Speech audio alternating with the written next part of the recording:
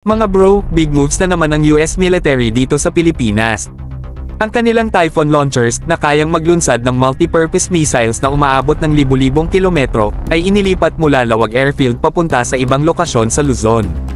Isa itong patunay na hindi lang static defense ang focus ngayon, mobility at adaptability ang nagiging priority. Ang redeployment na ito ay strategic move mga bro. Ayon sa senior government source, ang layunin nito ay suriin kung gaano kabilis at ka-efficient maitutulak ang missile battery sa bagong firing position. Ang mobility ay malaking bagay pagdating sa survivability sa panahon ng conflict. Kung mabilis kang gumalaw, mas mahirap kang matarget ng kalaban. Ang Typhoon launchers ay hindi basta-bastang missile system, mga bro.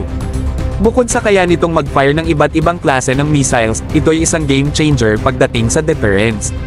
Kapag alam ng potential adversaries na ang Pilipinas, kasama ang US, ay may ganitong klase ng capability, tiyak na magdadalawang isip silang gumawa ng hakbang na pwedeng magdulot ng gulo.